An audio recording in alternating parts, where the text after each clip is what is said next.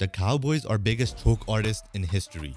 The Green Bay Packers become the first ever 7th seed to win a playoff game. In today's episode, we cover everything from the Super Wildcard weekend, and stay tuned for our reaction to Bill Belichick leaving the Patriots. The Patriots and Belichick, have parted ways.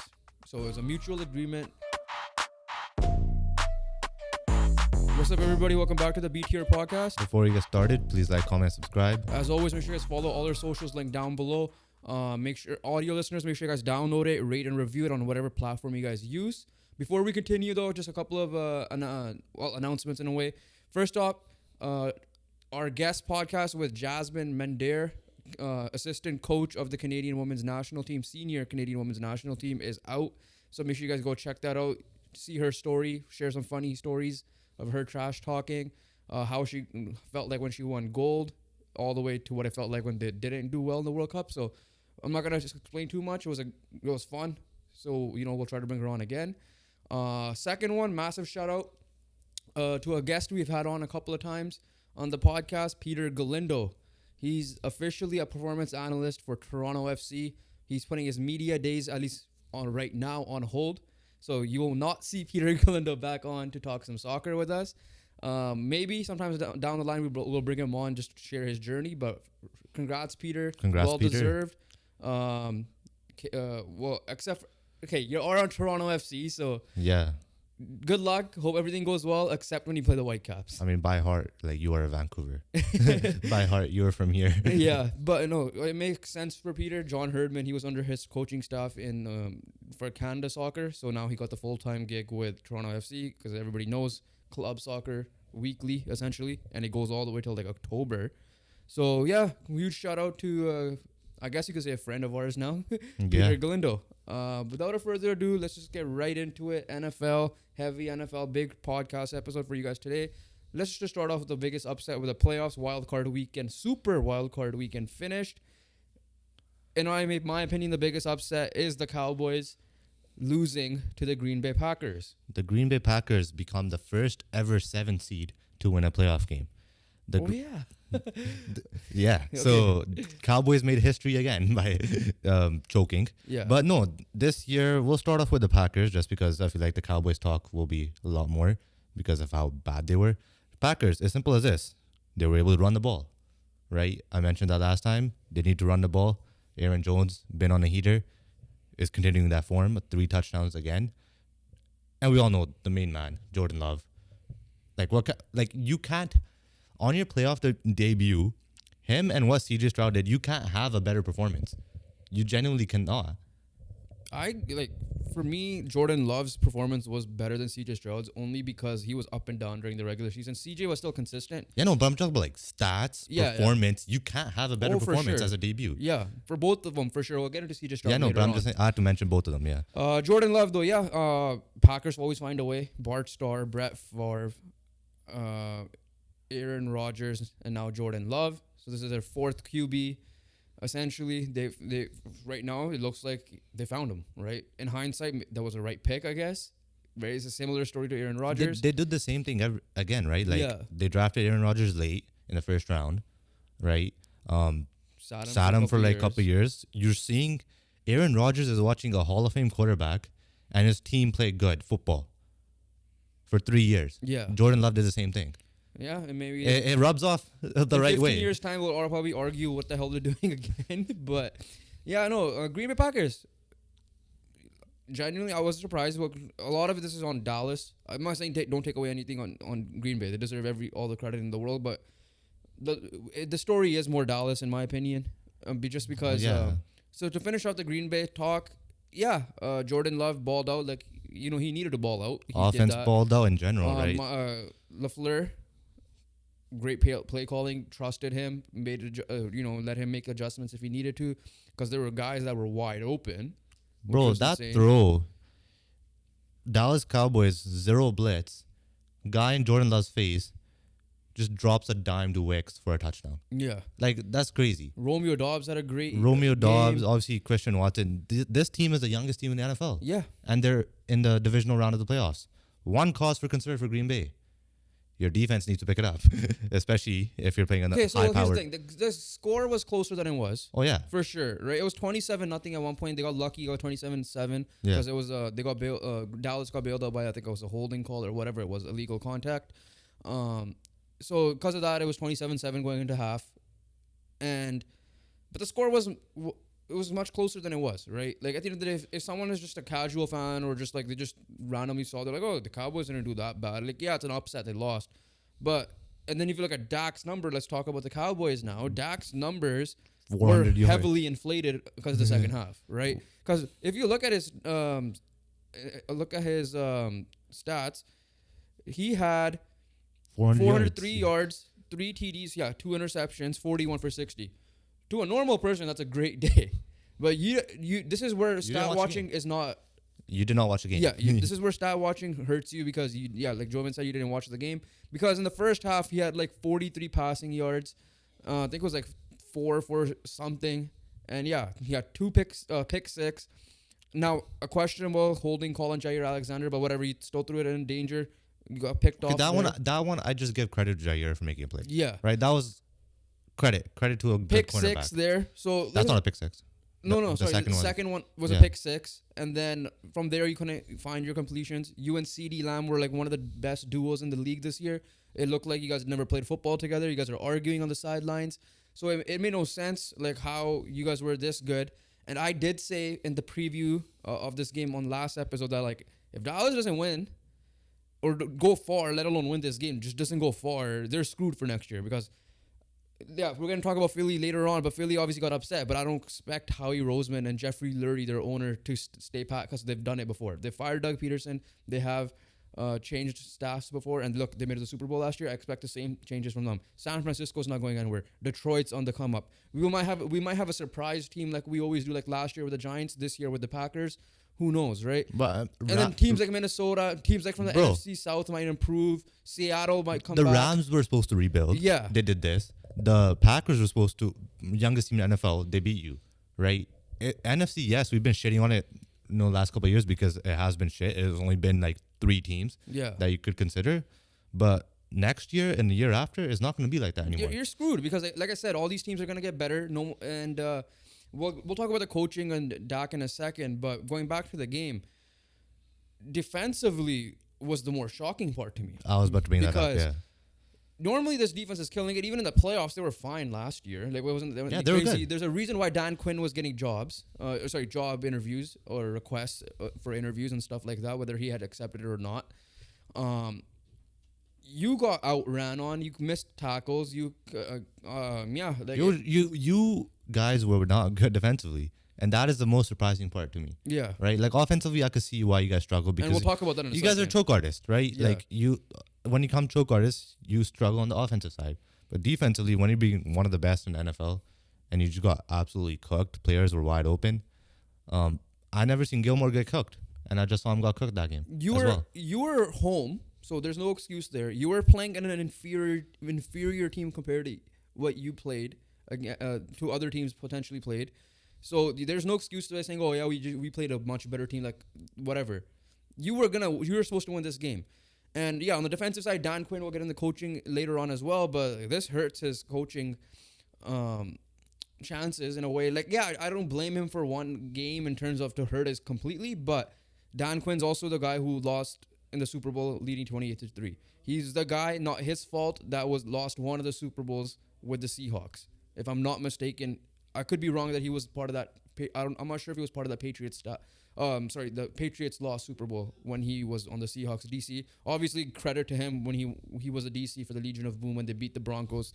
But the key thing is you choked in the playoffs and you couldn't get back ever since. Kyle Shanahan left at that point when he was in Atlanta, so you ended up losing your job anyways. You made your name back up defensively because you made Dallas a monster. Right, because defensively, Dallas struggled until you got there. That is correct. The thing is this. Yes, obviously, it's going to be a little bit of knock on Dan Quinn, for sure. But I don't think it's going to hurt him. The job he's done has been incredible. And I think it might, because like Seattle was one of the teams that he was supposed to be a favorite for.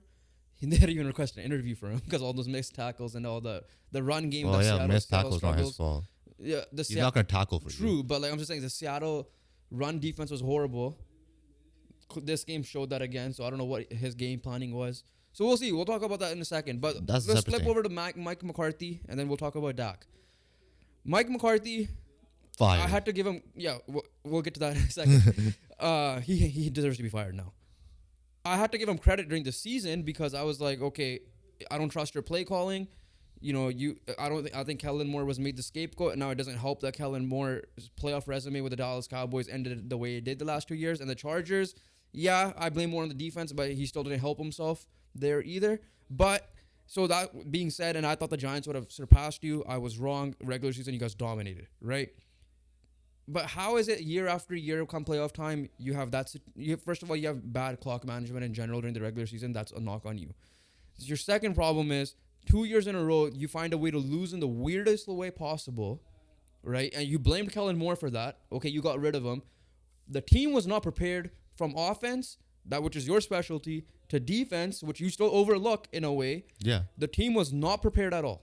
They weren't. They're not prepared at all. You got players arguing, like I said, CeeDee Lamb and Dak Prescott were the best duo, one of the best wide receiver QB duos in the league, and somehow they did not know how to play, right? It's not like Green Bay's defense is like crazy, like anything insane. That is their biggest issue right now. So, because of that, Mike McCarthy's got to go because not even just that, you got Bill Belichick, which we'll get into a second, available. You potentially will have Mike Tomlin available. You already have, you could promote Dan Quinn if you want, but I don't think that's a good idea because then it's the same team. But you have Pete Carroll potentially available. I know he's an advisor, but he could still take a head coaching role, right? I don't think Pete Carroll. No, I'm just saying in general, he's still available. That's a stretch. Pete Carroll says he wants to coach. He did say that. I think it's a stretch for Pete Carroll. Right but now, yeah, I'm just putting his name out there. Belichick and Tomlin are possibilities. And Pete Carroll at the moment, it's a Carroll possibility. is a stretch. And but yeah, my take on McCarthy is you fucked it. There's a reason why Green Bay let you go, and you proved that. You actually messed up. Here's the thing: there is no scapegoat in Dallas, right? He did not scapegoat Kellen Moore. Kellen Moore was just bad, and you were bad with him. You guys were just bad. There's no scapegoating. But here's the thing: there is a Kellen Moore was a scapegoat because we clearly saw truly what happened today. But no, or not today, on Saturday. They were just bad. Everyone was bad. Kellen Moore is bad. Mike McCarthy's bad. Dan Quinn. No, he's good. Well, he was bad. Like, you can't say anything about. He was bad that game, but I'm talking about he's good in general. Like, but yeah, like Dan Quinn, what he did with that defense, revolutionized. But again, he did not do it at the biggest stage, and this was the game. I mean, he did the last couple of years on the biggest stages. This was the year. So he just finally had one game. This was the year. Bro, this is a year every year for Dallas fans. But this was the main year. I'm not a Dallas fan. Yeah. I don't care about last 2 years. I had a feeling they were gonna lose. This one, people thought, like, non-Dallas fans thought they could have gone far this year with how the year was going up. They fool us. They always fool us. I agree with that. Hey, it doesn't matter. I'm just saying it in general. It don't matter. I ain't a Dallas fan. You're a choke Screw artist. the Cowboys. I'm just saying it in general, though. Like, what I said was not false. Outside of the Niners, you're the team to get to the Super Bowl from the NFC. Yeah, that's true. And this was the year, the way the regular season went the way I did not expect that. They usually have stinkers in the regular season consistently at a stretch, kind of like what Philly did this year, right? They swapped roles, in my opinion. That's why I was like, okay, I could see Dallas, be scaring some teams. No one thought they were going to get their ass kicked. Dan Quinn's part of that, just for this. And guess what? Jerry Jones ain't going to give a shit. He will let go of the whole coaching staff. Yeah, Jerry Jones will let go of himself too, because he's the one putting this roster together. So everyone's to blame at the end of the day. Yeah, just in general, like, Jerry Jones has got to get rid of the coach. That's for sure. I don't think he put a bad roster together, to be fair. Huh? I can't say he put a bad roster together. He put a bad. He let Mike. Okay, yeah, they're not bad on paper, but at the end of the day, what have they done? What have they done? But again, you can't just say, like, there's some coaches that some GMs that don't do shit. They don't really change crazily too much, right? Jerry Jones, as much as, like, I hate the fact that he's an owner and the GM, I think those things need to be separated. I agree with that part. You can't say he did not put a decent roster that could go far, and he proved that this year again. It's clearly on the coaching, right? However, Dak should not be getting paid. Now that's the conversation, because Dak is up for a contract, and now it's time for Dak to go. Because I like Dak. I think Dak's a good quarterback. I don't know if it's because of Mike McCarthy he's doing bad. I don't know if it's because of him. Maybe they bring in a Ben Johnson. Who knows what the case might be. Maybe they go bring in another offensive mind, like I said, and they could fix some things around. But what we have seen from Dak consistently, the reason why you thought he was gonna, do what he did last year in the regular season, but ended up surprising you and was an MVP favorite at some point. It's time I think it might be time to get rid of Dak. But the problem is, who are you gonna get rid of Dak for? Like, who's gonna be available, right? Yeah, you have Trey Lance waiting, but it's not like you don't have anyone to get him going. The thing is this: you can't really get him. You can't really get him right now. Yeah, it's hard to get rid of a $50 million quarterback. Right, so I mean, NFL has ways to cut. And money. Yeah, no, but it's gonna be tough. Like, there's gonna be some consequences for that as well. And obviously, with Dak, you're competitive enough to make the playoffs. So you ain't gonna have a high draft pick.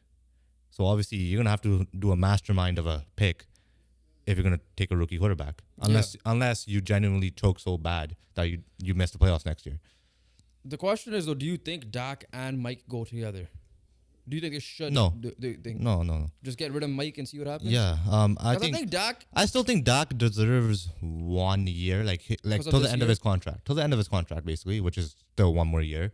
And let's see how this roster is. If Jerry's roster is really good, we'll find out next year when Mike McCarthy's gone and they have a new coach. I will blame Jerry off the GM. I agree with you if he does not make changes in the coaching stuff, right? Because that's where it comes down to, in my opinion. I think they have a good roster, offensively and defensively, clearly defensively for sure. Obviously, it doesn't help that Trayvon Diggs got hurt, but Deron Bland, obviously, pick 6 machine, but not good in coverage. Yeah. I mean, as simple as this. Everyone from Jerry Jones to the equipment manager needs to be blamed. Because they all messed up. They all choked. And this was supposed to be your year, like every other year, and you lost again. So... enough with the Cowboys. This one was the year where even you felt like, okay, they could go. You can't say you didn't feel like... Okay, I felt like I had them confidently winning against Green Bay. Yeah. I wasn't confident after that. I'll be honest with you. Who would they have played? Detroit? Detroit is a rematch game. You already know how I feel about those. Though? You already know how I feel about those. Yeah, I know. I get that. But I'm just saying in general... And then again, I ain't picking you against the Niners. But there's no excuse. Like, again, my point is... if out of all the years, this was a year Dallas fans I would have agreed with to be more confident in because of everything else surrounding them. Because Detroit was still a brand new team in there. I know, to your point, they would have played either Detroit or LA or whoever. But yeah, no, or Tampa. That's enough. The Cowboys talk for ever because they suck. Next team who got upset is the Philadelphia Eagles and also the NFC East. All 4 teams are now out of the playoffs. The Philadelphia Eagles coming to Tampa Bay Buccaneers home stadium and just got their shit kicked. And Baker Mayfield cooked. Their running game was cooking. Evans was cooking. Godwin was cooking. One thing was concerning for a little bit is that they kept on dropping the ball, like literally. Like I think Cade Otton had a drop, like 3 drops. Evans had a drop. But yeah, no, like their run defense showed up. In week 3, when the Eagles beat the Buccaneers, Eagles ran for 200 yards. And that was not the Buccaneers' run defense. What we saw in the Monday Night Football game, that was the Buccaneers' run defense. And they completely shut down the Eagles' running game. Obviously, the Eagles did make plays, a.k.a. Devontae Smith. A.J. Brown was out. Devontae Smith did his thing. But other than that, really, nothing else happened. Their defense, oh my goodness, you can't tackle. I think in the first half, they had 100+ yards. Tampa Bay Buccaneers had 100+ yards after contact. Like, that's crazy. You don't even get that over a game. Yeah, I'll be honest with you. I didn't watch the first half much because I saw the score. I'm like, I ain't going to waste my DAZN on my phone, the data. I'd rather save that for this weekend. And then I came home. I was tired. The game was dead. I fell asleep. Literally. I had no clue what happened. I knew it was still like a touchdown game. Once I saw, I forgot who got the touchdown was at that point. I'm like, yeah, there's no way. Because like, from what I'm seeing from Eagles fans on Twitter, the defensive staff is going to be gone. Has to be. Right? Patricia, Desai, whoever else is involved is going to be gone. Whoever you are. So clearly you miss Jonathan Gannon, obviously. Now let's flip to the offensive side. I understand that you don't have A.J. Brown. And I did say if you don't have A.J. Brown, you probably lose this game. lo and behold, they lost this game. But it wasn't like you guys. There was like a whole team morale issue. You got Dallas Goedert yelling at Jalen Hurts on the sideline. You were saying that people are saying AJ Brown in the locker room isn't that guy. Like, he's causing issues or whatever the case may be. To the point where even early in the year when they were undefeated, I'm like, I ain't convinced with this team until they won those 2 big games. I'm like, okay, the Eagles are back, and then they fell off a cliff, literally, because officially they're out of a playoff spot. Baker Mayfield, a couple of years ago, ended the Pittsburgh Steelers that started off 11-0. Yeah, He's after week 11, the best team was Pittsburgh. This year, after week 11, the Philadelphia Eagles were the best team in the league. Baker Mayfield took both of those teams out in the first round by dominating fashion. yeah, and then the Eagles, clearly, the offensive side, I don't know how Brian Johnson, their OC, is getting head coaching opportunities. Like, he's getting interviewed. I don't know why. I don't know. Because their offense was lackluster, in my opinion. So clearly losing both your coordinators hurt you bad, because Shane Steichen did a miracle job with Gardner Minshew, with his mainly as his quarterback. Even when Anthony Richardson was in there, he still called great plays.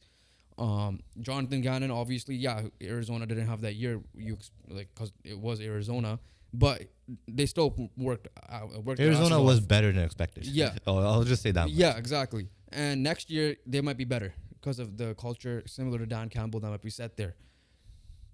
Eagles, though, do you think Nick Sirianni gets fired because that's the thing now? A guy who took the team to the playoffs 2 years in a row. 3 years in a row. 3 years in a row, and a Super Bowl appearance last year. It is definitely a question mark. I personally, if I were to personally make a decision, I would say not this year. But I won't be surprised if he is fired, just because of the availabilities. That one, number two, just because of the collapse in general, was just so massive. Because Jeffrey Lurie is the guy who fired Doug Peterson. And also, after winning in the situation there, you're bringing up locker room issues. Yeah. Doug Peterson was fired because Carson Wentz. No, the locker room was gone. Yeah, and Carson Wentz was part of that. No, it was just the locker room. Yeah. Carson Wentz was traded by then. Yeah. It doesn't matter. He was fired because the locker room was gone. Sirianni might not have the locker room with him right now. No, what I'm saying, it carried from the Carson Wentz thing. That's why Carson Wentz got traded. Then it continued on still. I get your point there. But, yeah, no, Philly's got I don't know, because we know what this ownership does. We know what Howie Roseman is as a finesser. He made great trades. Jalen Hurts did not look the Jalen Hurts like we thought he was. Now, if AJ Brown requests a trade or get out, we don't know what's happening with that either. That's more off-season talks. We'll see what happens if we ever bring an NFL guy on to talk off-season related stuff. But at the same time, it's crazy. No one expected them to be. Everybody thought they were a top 2 team, right? Everybody thought they were the best team in the division. Clearly not. As much as Dallas disappointed, they were still better than them on the regular season. And it gets crazy how quickly a locker room changes from a team that just went to the Super Bowl to now. I don't know what could happen. Was it really the play calling duties on both sides of the ball that caused all of this? Yes. Well, yeah, clearly, right? Yes. So, and then Sirianni, to me, doesn't seem like a guy that's a head coach guy for whatever reason. He's a guy that you want to play for. He's a motivator type of guy, because clearly he wasn't play calling. He wasn't. And when he was play calling, they weren't great until Steichen took over. They weren't. Right, last year. So, yeah, that's something to watch out as well, because if they do a clean house in the coaching staff, you got Arizona and Indy who have their coordinators that could potentially... That's some guys that are maybe low-key guys that are there that they could poach away. Like so. Right? But that's all season Brown's talk. Obviously a player. That's all off-season talk. We're talking about now. And the now is the Tampa Bay Buccaneers. And the Tampa Bay Buccaneers with Baker Mayfield are a threat to the Detroit Lions. Yes, Lions are favored. Don't get me wrong. We're not going to preview the game. But the Buccaneers and what they have been doing, along with the Packers, have been surprising everyone. They've been balling out. Yes, they get a knock because they are NFC South winners, and honestly, that's just an asterisk, making the playoffs by winning the NFC South. But at the end of the day, you got to give credit where credit's due. Yeah. Evans, Godwin, Bayfield did their things. O-line did their things. Mayfield. Bayfield, if you want to combine his first name. And their defense, their run defense showed up, and their defense overall. The thing with Baker, though, is when he makes the playoffs, he does well. Like he wasn't terrible against Kansas City. He was good. He wasn't bad. So like when we dropped we obviously, you guys probably saw it already. We did drop 3 sleeper videos. 3 sleeper picks to win the Super Bowl. Only one of them ended up going through, because we didn't really consider Green Bay to win, be honest. No. And even with Tampa, we thought of it, but I didn't think they were. I think they could have beaten the Eagles, but like that's it though. Like, right? I don't think they're gonna go on a run. Yeah, like we didn't expect them to go on a run. And now watching these 2 games, if Jordan Love is playing like this, and if Baker's playing like this, but specifically Jordan Love, then I could see them going on a run for sure. Yeah, but you also got to imagine Green Bay take and consider competition, right? Imagine that Green Bay defense facing that San Francisco offense. Okay, 100%. It's scary times for them. But imagine if Green Bay goes to the Super Bowl. You know why? Another reason I'm not confident in Green Bay beating San Francisco.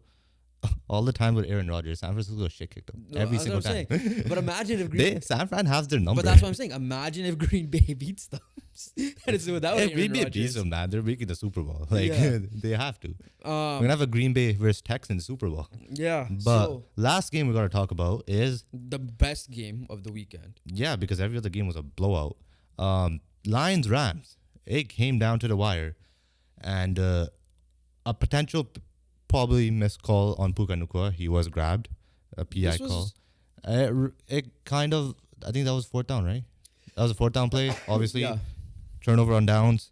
Jared Goff made his play, and this was cemented a Lions victory. This was such a physical game that, in a way, fine, but it seemed dangerous as hell at the same time. Like, it was very physical. That the rest didn't call certain, like Matthew Stafford got his ass kicked. He did. But the reason why you thought the Rams wouldn't make the playoffs was that. Did you see the hit on Higbee? Huh? The hit on Higbee? Yeah, he tore his ACL again. Yeah, that sucks. Yeah, like, so like I was like. So I'm surprised that's what happened, because like everybody's gonna put the classic. Oh, if that was Mahomes, you know what's gonna happen? Like the classic superstar call. Even though Stafford not a superstar but is a star, right? Obviously I had the Rams winning. They almost had it. Again, you could question refereeing, but it was on both sides. First off, let's start before the game. Were you surprised that he got booed? Or are you fine with him getting booed? Yes, the way he did? Yes and no. Yes, because it's a playoff game and you don't really give a shit. Yeah. Right? Like, I don't care who you are. It's a playoff game. Yeah. I'm gonna boo you. And if you're my former teammate, I'm gonna shit kick you. Yeah. Right? Obviously, in football, that's how it works. But at the same time, you are a legend. You are very well respected in the city. So I could kind of see the other side as well, where people saying that was disgusting by Detroit fans. Okay, listen. But at the end of the day, I'm on your side here. I don't know if they did a video tribute, because if they did, I would have been pissed. Yeah, they shouldn't. If this was a regular season game, then I would have 100% been like, I think that will be in next year's game. Yeah, if this was a regular season game, then I would be like, okay, that's a little disrespectful. Because after the game, obviously Stafford was probably more choked that he lost the game than he was mad at the Detroit winning, because he said, like, I'm happy for the players, not the city of Detroit or something like that, because he probably got booed, right?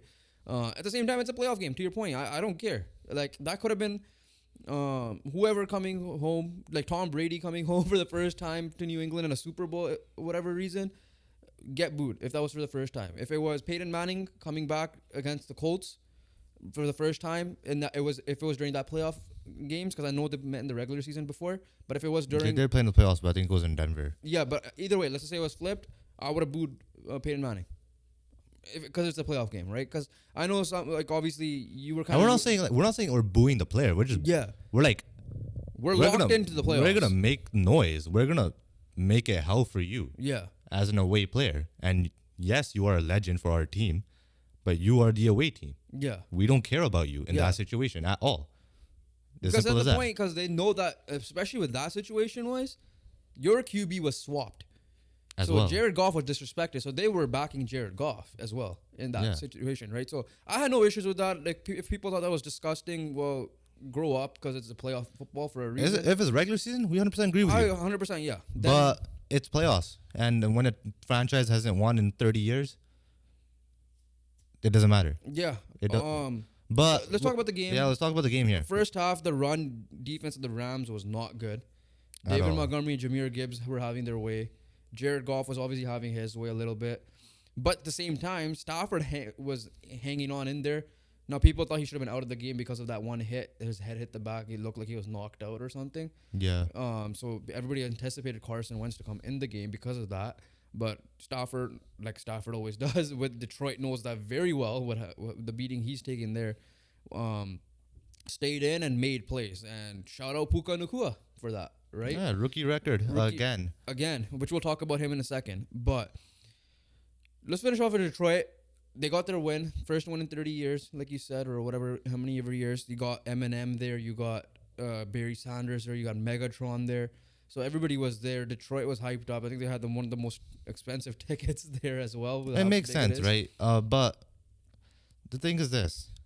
Jared Goff made plays when he needed to make plays, right? Jared Goff got his revenge. Yeah, because Jared Goff did what he had to do. Yeah. And especially in the first half, he was killer. Both quarterbacks were good. They did not make any mistakes. Yeah. But this is one thing I will put the game down to. Red zone offense. Yeah. Simple as that. Detroit made the red zone 3 times. They got 3 touchdowns. Yeah. Rams made the red zone, settled for field goals 3 times. Yeah. Obviously, they got 1 touchdown, but that was like a long play. Rams struggled. Or like 2 touchdowns. Lions struggled in the second half until that last drive, obviously. Again, you could argue officiating all you want, but it is what it is. But if you're not scoring touchdowns, you're not winning. No, but I'm saying is... I know, you could argue officials, but whoever your Rams fan or whatever it is, you can't be selling for field goals in playoff games. But as simple as this. Not just that, but my point is, because of those hits... Yeah, it's controversial. Don't get me wrong. Yeah. It is controversial, but that is not the number one reason. What I just said is the number one reason why you lost the game. Yeah, no, and I agree with that. Yeah. I'm just saying it in general because... Again, it's sports. It's going to come with some type of controversy at the end of the day. Well, we talk about officials every time, right? Yeah. It's the same shitty topic that we have to obviously take into account, but we're not going to talk about it. We're going to have to, because it's just how it is. They suck at their job. Yeah. As simple as that. Yeah, let's move on to the AFC now. Let's talk. Which one do you want to start off with? We'll start off. I mean, they're all pretty like blowouts. Yeah. So which one do you want to start off with? All right, let's start off with the big game. Let's start off with the big one. Chiefs Dolphins. Yeah, Chiefs look like they're back. Dolphins look like I can't even say that either because why not? This was the best game the Chiefs played all year. Yes, most complete game they all played all year. It was more. I think it was more defensively they were better. Oh, obviously. No, I'm thinking about the offense. Like Patrick Mahomes was fine, but Travis Kelce did not look like Travis Kelce. He had 3 drops. It was Rashee Rice game. Okay, was it the best game they played all year? As a football team, considering the situation, yes. No, like in general, this is the best football they played all year. Probably because it's a playoff game, so I'm gonna amplify it more for sure. I'm not saying we're talking about performance. Don't talk about situation. Is this the best football they played all year? Yeah, probably. So is the best football game they played all year? I'm just saying in general, though.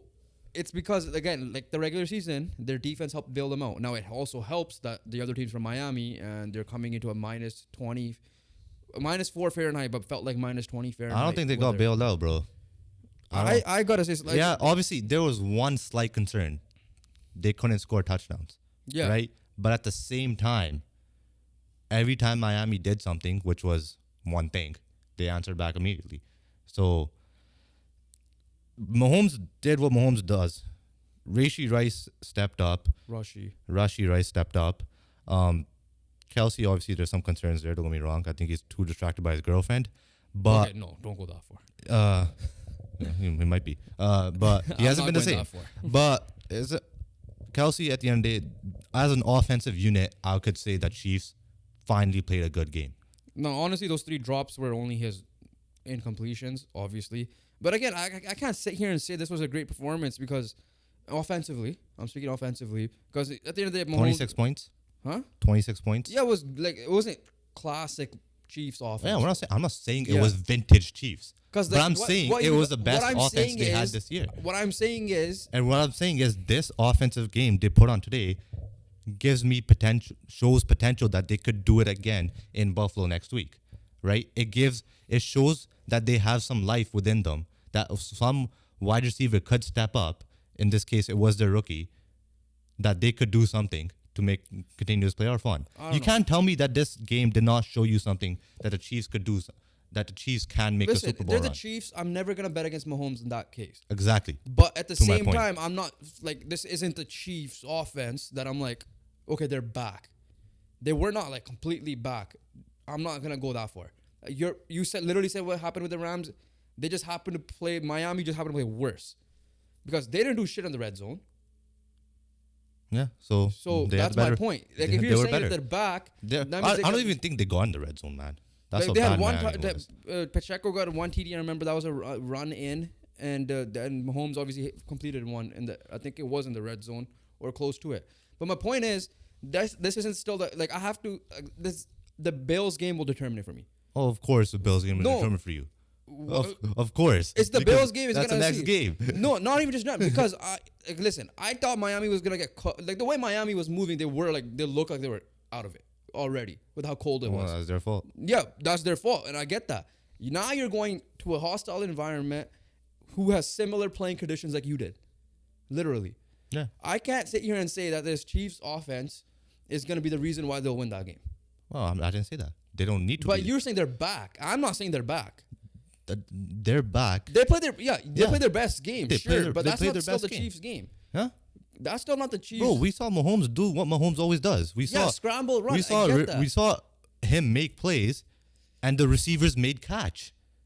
I get that. They It was your caught rookie the receiver ball. though. Let's see if he does that again. They caught the ball. That was their biggest issue. Okay. They had that solved. And I Apart get from that, but apart from we've Kelsey's seen 3 that drops. We've seen that for one game in the regular season, and they shit the bed again. Well, that was against the Bears. But I'm just saying that in general. This Miami defense is still decent. It's decent. You're also making a good defense in Buffalo. No, they're not. They're all injured. They're all injured. Yeah, they Bernard got all hurt. injured in today's game too. But again, at the end of the day, Sean McDermott's still a good enough coach to figure something out, right?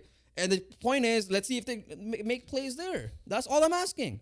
The reason why I'm saying this one, I'm not fully sold on the offense yet, is because look at you literally made the Rams point of them not converting. Yeah, the Rams is a different story. More field goals. The different story is that the Chiefs had a complete the performance. story is also the story is the Chiefs had a complete performance. The story is also From the Chiefs offense to defense defense, helped out massively. The story is it's a complete performance. As simple as this. They're not hanging out their defense to dry. They were scoring points. And the Rams did the exact same thing, but the Rams defense just didn't do that. And that's my point. They didn't stop them. That's my point. They didn't have a complete performance. Okay, that's fine. But yeah, if don't bring the Rams into this. I'm saying the Chiefs had the best performance but of their game. But if you're saying the Chiefs are back offensively, I'm not agreeing with that fully. I said the Chiefs are back. I didn't say. I'm not saying they're back completely. Yeah, that doesn't mean their defense is the reason why they won this game. You have to admit that. Huh? Their defense is pretty much the main reason why they won this game. Well, obviously, yeah.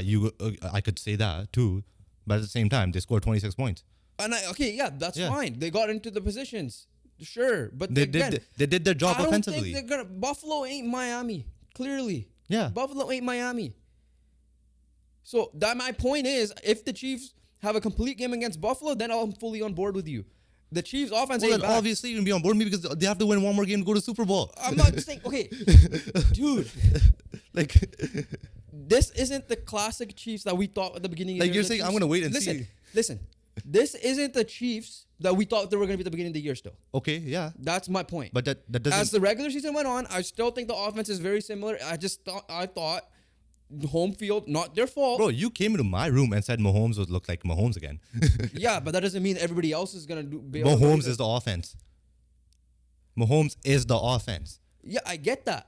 Mahomes did not look... running plays, Mahomes did not look good in the year. He made throws. He did not just make running plays. He made throws on the run, like he always does. Like classic Mahomes. I can't go with it. The issue was Mahomes wasn't at his best in the regular season. Yes, receivers were dropping balls, but Mahomes wasn't at his best. Mahomes had his best performance in that Miami game. We'll see. Because that's Buffalo defense, pass rush wise, is better right now. Yeah, secondary wise, not really. Their linebackers is the reason why they're going to go. This is the game where Travis Kelce has to. I really feel bad for the linebackers. Travis Kelce has to feast in this game, and we'll talk about that more on Thursday's pod. But again, I'm not complete. I think the defense is the carrying the offense in this case. If you're any Dolphins fans here, we're not going to talk about them because you guys are just irrelevant and you guys suck. Like, oh my God, what was that performance? Like, Mike McDaniel, what the hell is your play calling? Tua Tagovailoa, I think Michael Penix is a better left-handed quarterback than you. And, I don't know what they're doing. I think this is a worse performance than the Cowboys, in my opinion. You think this is worse than the Cowboys? The Cowboys was disappointing. No, Cowboys is worse. The Cowboys are disappointing. Cowboys is worse because they had home field. Cowboys had home field against that is more Green disappointing. Bay. If you're talking about an incompetent team, that was the Miami Dolphins. Dallas was by far worse performance than Miami. Okay, I would say Eagles had better than Dolphins. You could say that. Fine, you could say that. Dallas was home and they had no excuse. But no, yeah, Dolphins. What the hell are you guys doing? Like, I do not understand this. Like, I'm watching this game and you guys are throwing the ball backwards. More time you threw it forwards. Offensively, the Chiefs. Yeah, defensively you have excuses defensively because your team's injured. Finish, man. I'm saying offensively, the Chiefs' defense destroyed you physically. Tyreek Hill was tossed immediately by Charvarius Ward. Right? Was it Charvarius? No, who was it? Snead, sorry. It's Snead. Yeah, their defense is good. That's your point. Your offense dropped 70 points on a football team. Your offense in the first 5 weeks had us fooled more than the Cowboys had us fooled this year. I agree with that. Yeah. That's why coming into this game, and the weather was the big reason why I picked Kansas City to win this game. Even though Kansas City wasn't looking like Kansas City, I thought the defense include in that weather against a sunny Miami team. That's the reason why I'm saying the Cowboys had a much worse performance than the Dolphins. But speaking of the Dolphins, the main reason of the Dolphins, I had zero confidence in them, is because yes, weather is a factor. Don't get me wrong. That may be your number one determining factor. My number one determining factor is look at their record against 500 teams and above. That too. That is the number one determining factor. Both of those mixed was the reason why I chose Chiefs. Hey man, you're going to be playing teams with shit weather. You got to deal with it. As simple as that. But again, my point is... Yeah, I'm not saying your point is wrong. But I'm saying that can't be your excuse. I'm not disagreeing with you either. Yeah. We're doing the classic we agree I know. Yeah, so let's move on. Let's not bring the same point again. Let's talk about the Dolphins. Yeah, we are talking about it though. Because you said we're not going to talk about the Dolphins. That threw me off. That's why. Well, I just had to roast them in some sort of way. Okay, thank you. That's why I was so confused. I'm like, what do you mean we're not talking stop being confused. You're fine. Okay, Tua. Bad. Just terrible performance. Okay. I think he has one more year left. Miami's GM, I think, has said that he's the long-term future. Well, he only has one more year left in my book. So, as a starting quarterback, Tua is a starting quarterback. I'm not saying that, but if you want to win a Super Bowl, Tua's not going to take you there. So you're saying Tua and Dak are similar in that sense? Yes, like Dak is a starting quarterback. Dak is a starting quarterback in the NFL. He is a good starting quarterback. Tua is a good starting quarterback. They're just not the guy. Yeah, they're not the guys. I'll agree with that. Next year will be the determining year because... Like, I'm just genuinely pissed off at the Dolphins, obviously, and pissed off at the Cowboys, pissed off at the Eagles. Off the Cowboys? I thought you're happy. Huh? No, I'm talking about on-field football performance. Yeah. Like, obviously, I'm celebrating the Cowboys loss. Don't get me wrong. Yeah. But at the same time, if I'm looking at football perspective and taking away the bias, all three teams were heavily disappointing. Yeah, Dolphins, again, to the point, I knew the weather and all that was going to be a factor. Dolphins next year, the question is, can you beat 500 or better teams? Simple as that. If you can, then you might have your answer because the team is still good. I have issues with Mike McDaniel in this game as well. I don't know what the hell he was doing. I just felt like he was like brain freeze the whole game. That's what it was. I thought. Literally. Huh? Literally, that's what it was. He was probably so confused of what the hell is going on with his team. Yeah. That's what he was going. And yeah, let's see though. We'll keep that talk for the offseason as well. No, like I think offseason wise it'll be all fine. Like it's gonna be the same team. It's just that they just have not been at their best. Yeah, that's the thing. Their only thing is, can you beat good teams? And when you show it, then you guys are a Super Bowl contender. They're also entering. Simple as that. Like the Eagles, they're entering on a collapsing and wave. You're entering a potential to a year that you might lose all the pieces because of that. Contract wise, you might not need to, depending on what you do with Tua. Anyways, but let's move on to the last and final game. This was considered our most last and final game. The second last game. Let's talk about the Bills. The Bills and Steelers. This was considered. We're saying the best for last. Yeah. Well, what was it? Well, no. Honestly, that was probably like the worst game in my opinion. Well, we're saying the best for last because of the performance. Yeah. Bills. The number one stat line. Can you guess what it is? Josh Allen didn't throw a pick. Yes. If he does that, you're winning games. It's 90. There's a 90% chance you wouldn't win game. 99% chance you wouldn't win games because that Chiefs game, you had that game won.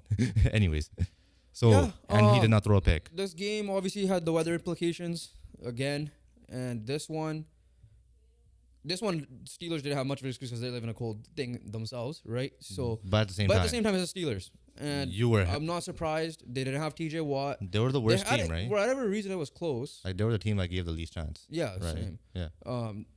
Like Green Bay had a chance because it's Dallas. Simple. That's the only reaon why I gave Green Bay the chance. I know, and they're also entering hot, right? Yeah, but Pittsburgh, obviously, it just sucks that our team was sitting out because of this.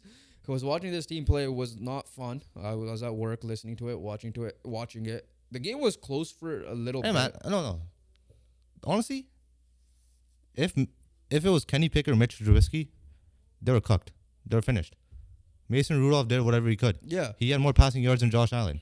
He got him to the end zone. He moved the ball well. Right? You got to give credit. The Steelers impressed me because I expected I had very low expectations. We're talking about the game. Yeah, I know. I'm talking about the performance. The key of they performed well compared to what I thought they were going to do well. True. The performance. The key thing with this game was they had no chance was because TJ Watt was out and Josh Allen throws interceptions. Yeah. So at the end of the day, if Buffalo had lost this game, this would probably been the most disappointing performance out of everyone. But obviously that did not happen, and Buffalo moves on. They looked fine. Josh Allen looks like he's back. Josh Allen before this game, his TD to interception ratio was 19-4. Yeah, Ken Dorsey. He added 3 more touchdowns to that. Ken Dorsey's obviously firing is a big factor with Joe Brady coming in, but defensively is where they're gonna hurt. That is one thing on the linebackers. But the one thing they do have now that they didn't have in the last couple of years is a run game that the main factor isn't just Josh Allen. And they're home for the next game as well. So. Deja vu because Josh Allen beat the New England Patriots and he had 5 touchdown passes that game. Similar question marks coming into the playoffs. Like they didn't have the best year that year, and obviously they came in hot. Josh Allen had a perfect performance like he did today. He had a perfect performance against the Chiefs.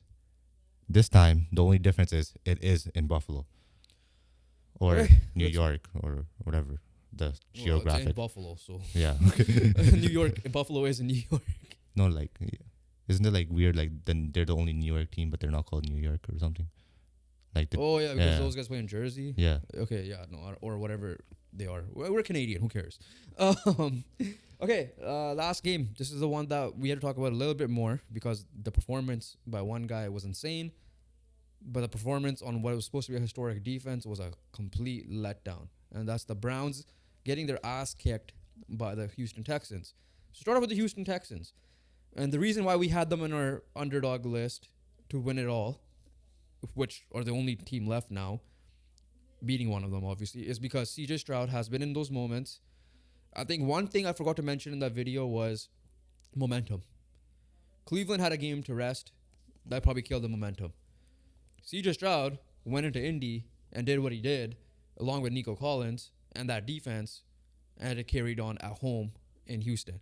First half, it ended close, right? It was whatever it was. Houston still had the advantage. They had the advantage, but the thing was, and the reason why I picked Texans to win was the QB battle more so. You picked Cleveland because of the defense battle. Because Joe Flacco did not look good at all. He looked like he was off the couch. I think Botonio got hurt as well. First half, when we were watching this first half, we're like, yo, this game's be a 44-41 game. Right? The way that this has been shooting out, the quarterbacks were going toe and toe, right? Touchdown after touchdown drives.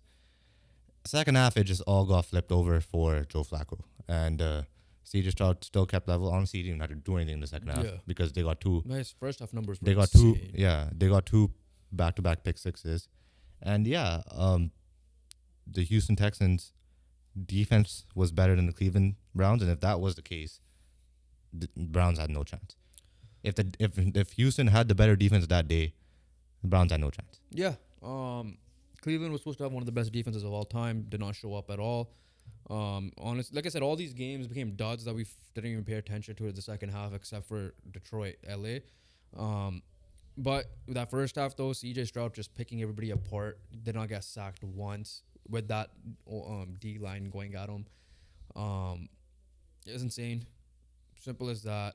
This team is going to be scary in the future because if this should continue, you have two of your star players on each side of the ball on rookie deals, and Will Anderson Jr.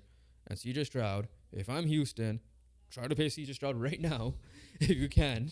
Simple as that. Because next year's free agency list and wide receiver includes Mike Evans, potentially DeAndre Hopkins, could come back home now. Obviously, then you have the T. Higgins, the Michael Pittmans, you have the Calvin Ridleys. And then you have potentially trade market in A.J. Brown, if he were to go available, whoever else is supposed to be available, Devontae Adams.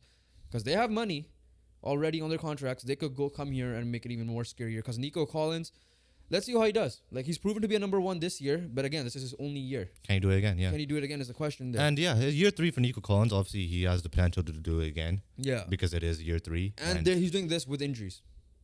Yeah. Right?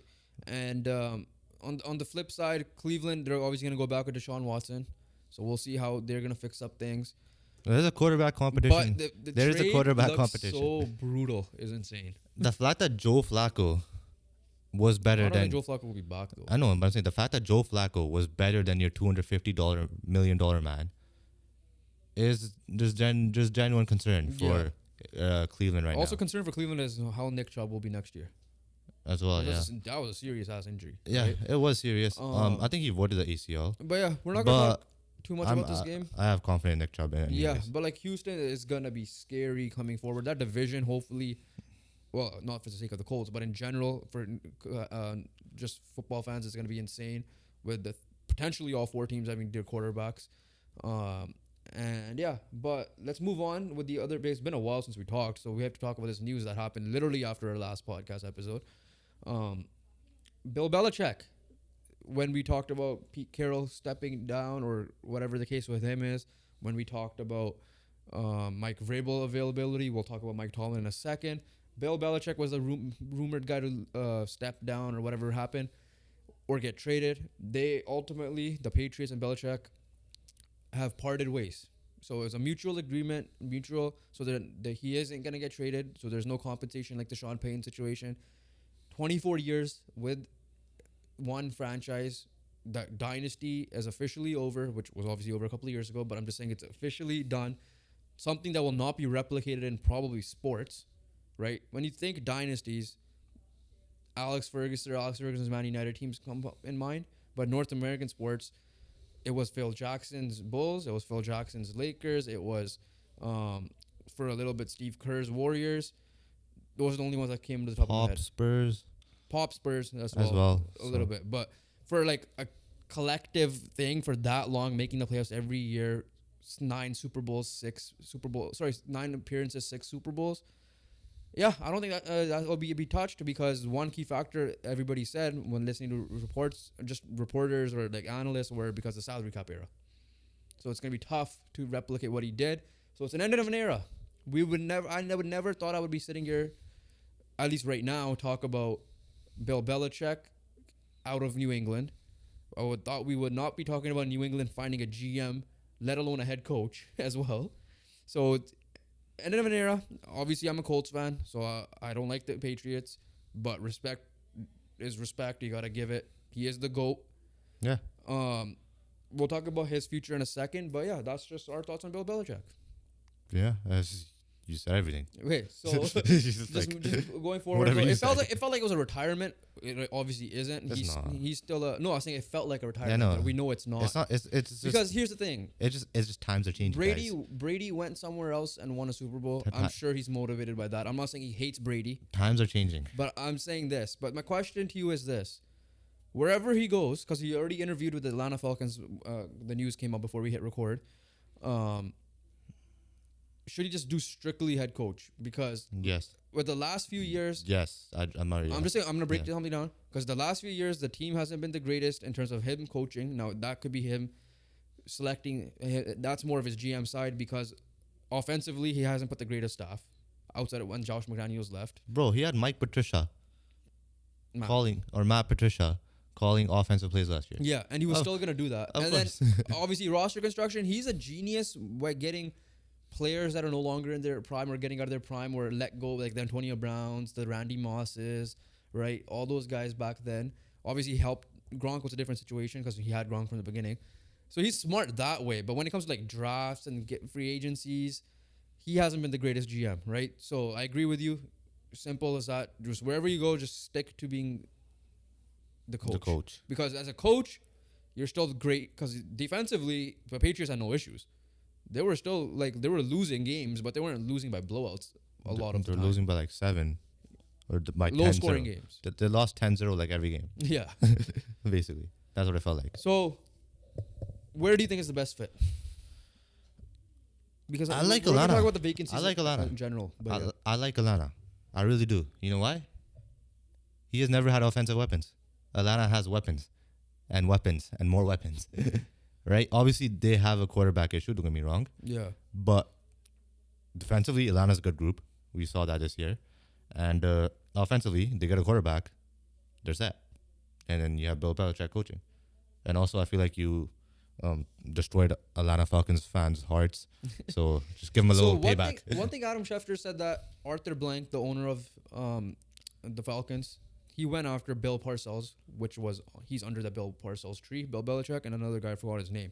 So they've been going hardcore and just never got them. So this is another potential coach available. I think the Chargers are the best fit because, to your point, they have a QB already. And I have a different pick for Atlanta, which I'll get to in a second, because I think they need to go to I get your point because of this division isn't the greatest either. They have a chance to win that. And defensively, they still have pieces defensively. I mean, the year that Jesse Bates had. Yeah, so. It was incredible. Because we were going to talk about 8 vacancies. We'll get to why it's 7 in a second. But I was saying the Chargers because, I feel like he'll bring back Mike McDaniel. Or not McDaniel. Josh McDaniel. And that at the end of the day, Josh McDaniel is like one of the best OCs. So no one could deny that. And then he could lead that defense, which was the biggest issue, in my opinion, right? Yeah. I think he needs to go to a team that can potentially be winning it all. And LA with Belichick could be the formula to Chargers fans that they need to get over the hump. Yeah. In my opinion. It's a fair opinion. I just didn't want to say Chargers because it's the Chargers. It's boring. No. It's just it's an obvious one. I feel like I'm going with a little surprise mixed in with like. Well, this is not really a surprise because the Falcons are going hardcore in this report. Yeah, no, but I'm talking about like everyone at the beginning was like, okay, he's gonna be the Chargers. Yeah. Obviously. Okay, before we go to the coaching vacancies with the news about that, let's talk about his replacement, which it surprised me only because I didn't know he was involved. But the coach is Gerard Mayo immediately succeeded, right? So it was written in the contract that Gerard Mayo was gonna get it, because last year it was written that, and he was getting interview requests from other teams as well. Former Patriot, he won a Super Bowl with them, but the problem is they didn't have a GM. So obviously this is a Robert Kraft decision. I'm not saying Gerard Mayo does not deserve to be a head coach. I don't know much about him. I don't know how much he's loved in the locker room. Clearly, yes. Look at Antonio Pierce as a position coach. All we know is that Gerard Mayo is your youngest NFL coach. Yeah, he's 37. He was literally just playing about 7 years ago. The thing though with Gerard Mayo that scares me is because he doesn't have coordinator experience for the Patriots. Yeah, and I'm not saying he knows the Patriots. That's a factor. That's true. But at the same time, when we see like what Antonio Pierce did, we're like, okay, he could definitely pull it off. And I'm not saying that I'm not saying he's gonna be a bad coach. I'm not saying that this is not the right hire because again, at the end we're learning football ourselves. At the end of the day, you have no expectations. Yeah. Right. So you are in a good spot. And the players probably want him to stay around because a lot of people had confusion. They're like, why bring back a Belichick disciple? Go a whole different route. Because I thought it was Mike Vrabel. He was probably second on the list if Gerard Mayo wasn't going to get it. I think that's just the scary part is that you're succeeding the GOAT. At the end of the day. That whoever took that position, unless you were Pete Carroll or Mike Tomlin or whoever, if anyone other than the big coaches, including Mike Vrabel, you're succeeding the GOAT. Pressure's going to be on. Yeah. Right? Obviously. So Gerard Mayo, can he live up to that? For sure. He probably can. I'm not saying he can't, but those are the concerns I have with the hire. That's it.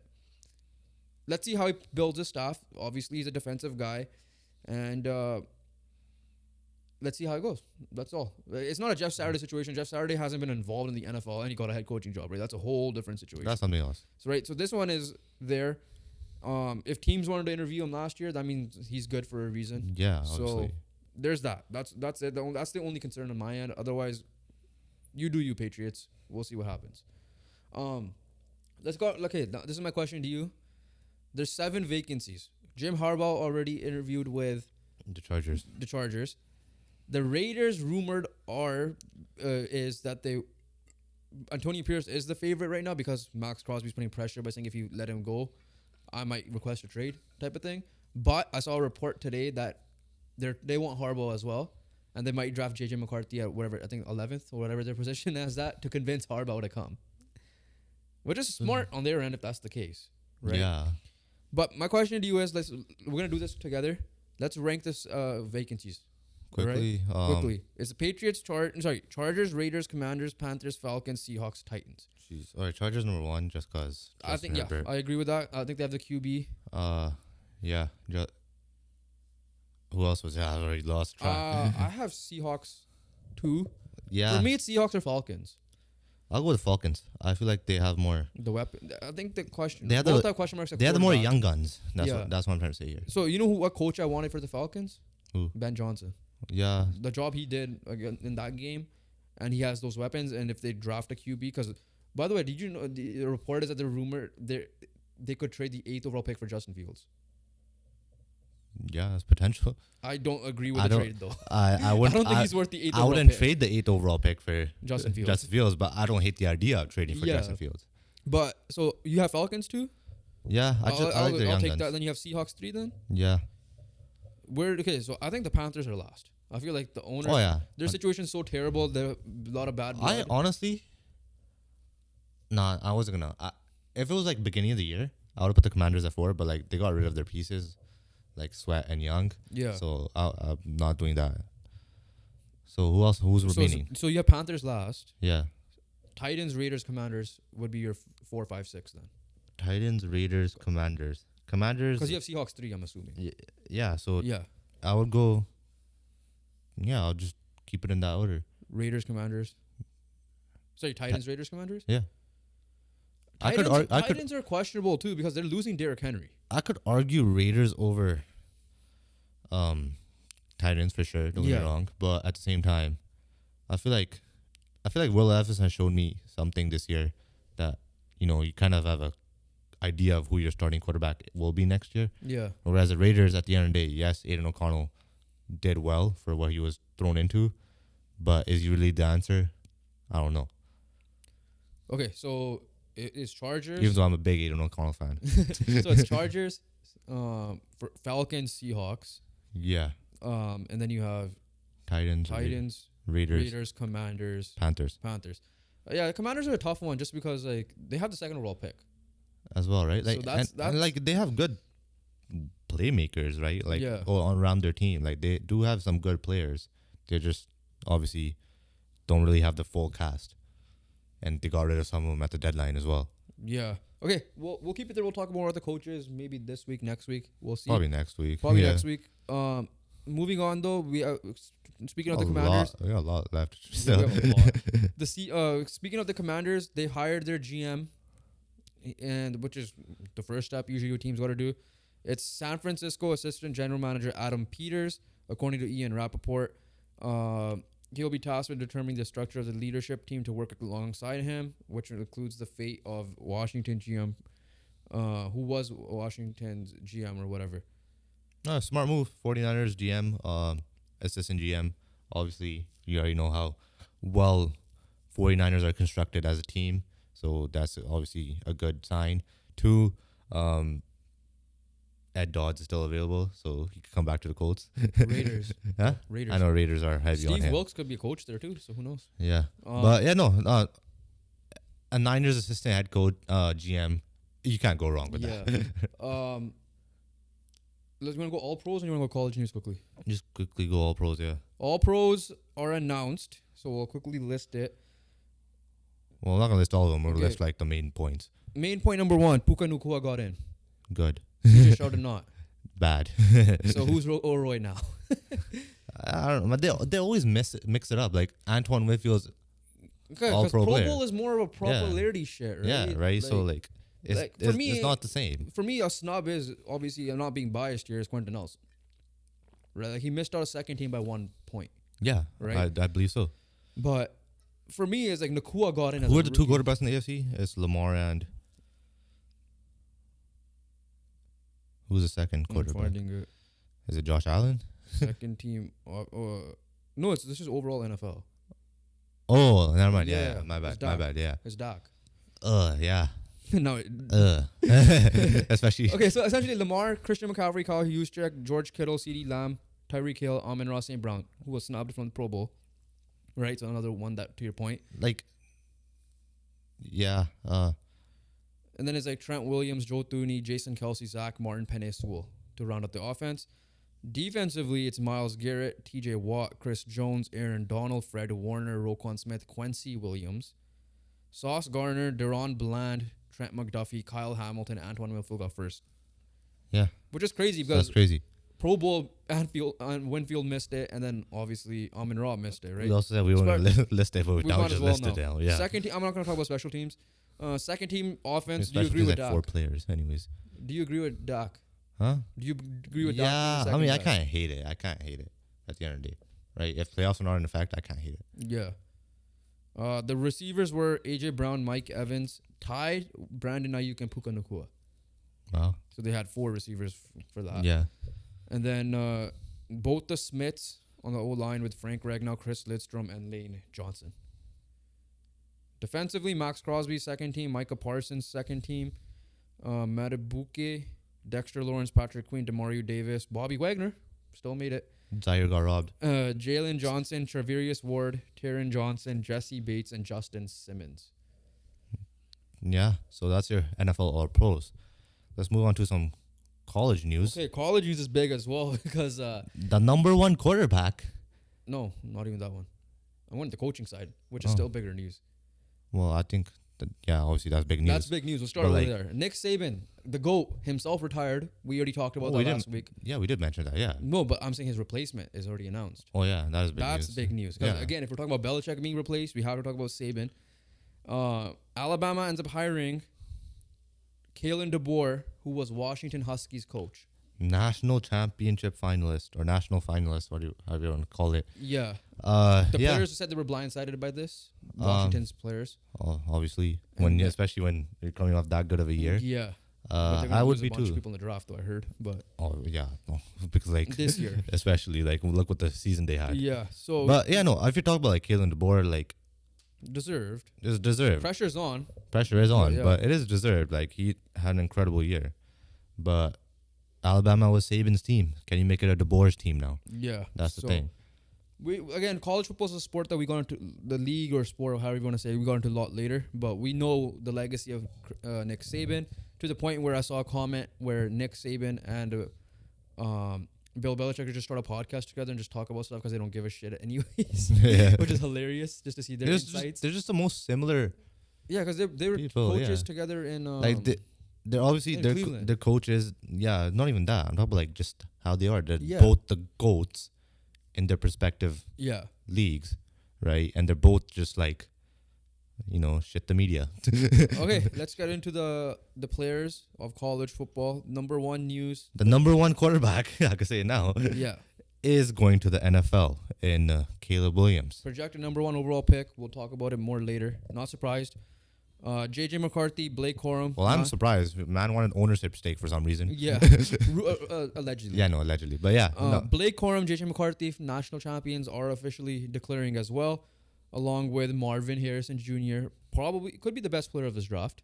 Can be, yeah, for sure. And however, Quinn Ewers is going back. Yeah, I think that was already mentioned before. But it was official now. Yeah, I mean, Corum, McCarthy, what perfect time to go. You guys just you're national champions. Why wouldn't you go? Yeah. and Marvin Harrison Jr. is just time. Same with Caleb Williams. It's just time for you to go. Okay, let's move on. That's enough football for today.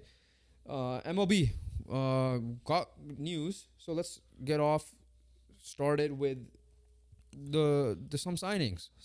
Marcus Stroman snaked the Blue Jays. Not really. I know he didn't. But Marcus Stroman is now a New York Yankee. They added another pitcher. This is, I guess, after missing out on Yamamoto, they were going to get a pitcher.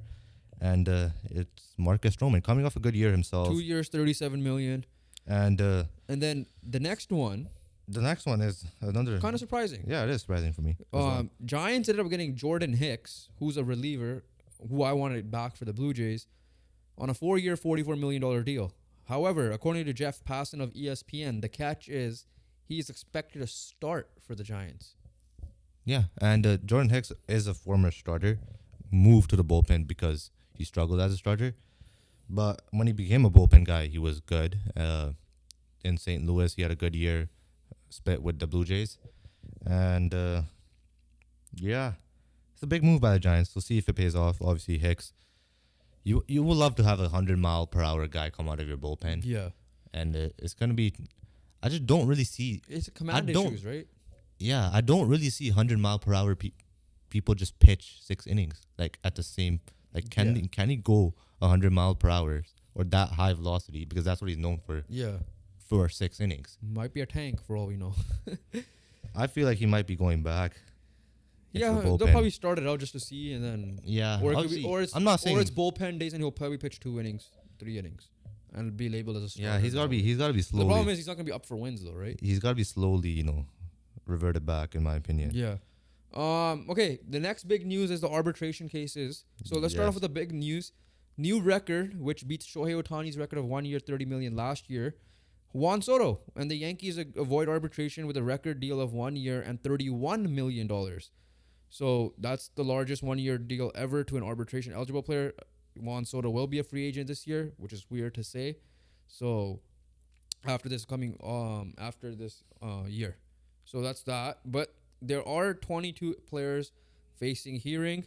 Those players include Vladimir Guerrero Jr., Luis Ariz, Alec Boehm, and Adolis Garcia, or some of these names that are included for batting average king Luis Ariz is no conversation. Yeah. Obviously, what Adolis Garcia just did in the playoffs was incredible. Yeah. And Vladdy, and we already know the situation with Vladdy. Yeah.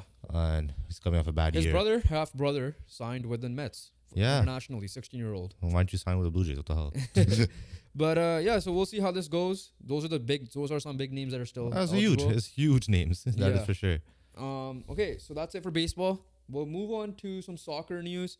Off the bat, Eric Dyer is joining Harry Kane. Yeah, he missed him so much. He just wanted to speak German and go to Bayern Munich. But the biggest news we have to talk about, once again, is the financial fair play rules. Everton will get hit harder again. Who got deducted 10 points already, came out of the 10-point deduction, could arguably been a 10th place team right now. Right now, at the standings, they would be like around 10 to 12 in that range. If they had their 10 points still. Yeah. Everton could face another costly punishment for breaking Premier League's financial rules. The competition said Monday that Everton and Nottingham Forest were being referred to an independent commission for breaching its profitability and sustainability regulations. So apparently the league's rules allow clubs to lose a maximum of £105 million, $133 million over a 3-year period or face sanctions. So again, I'm not going to get into it. You guys could read into it. The problem again is, Newcastle's also broke apparently. So for some reason they have to sell players to do something, which is weird. Yeah, I saw that. So which confuses, again, it's making the whole city thing confusing. Yeah. Yeah. We had to bring it up. I know it's a repetitive thing. We have to bring it up again. I know.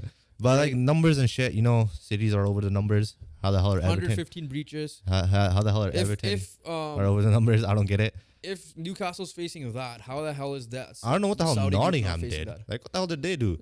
Don't know. Like, what is going on? Business people, let us know. Because look into this story, sports business people. I don't know. Like, what can I say? Nottingham and Everton are getting punished. Yeah. And Man City. Was it the year that Nottingham went nuts with the signings? Remember Jesse Lingard and everybody? Probably, man. At this rate, what the hell is Chelsea doing? Yeah, it is. Forest Charge comes after a 2022-2023 season, its first year back in the Premier League after a 23-year absence, when the club made an unprecedented 21 off-season signings at $160 million. Yeah, they did. What is fair play? It also spent heavily in championship. Chelsea spend $1 billion. What's the issue I with think they're that? in talks too right now. So we'll see. What's the issue? Like they spend 160 million. Yeah. Man United spend 160 million on one player. That just does not decide to show up on games. Yeah. Okay. That's it for the soccer talk. We're gonna rip through some of these, because NHL, NBA, we do have some stuff to talk about. But quick fire off the bat. Ankalaev, first UFC fight night of the year, I believe. KO's Johnny Walker after the whole controversial issue that happened a couple of months ago. I think there was some controversy in this one, but he's officially KO'd Johnny Walker.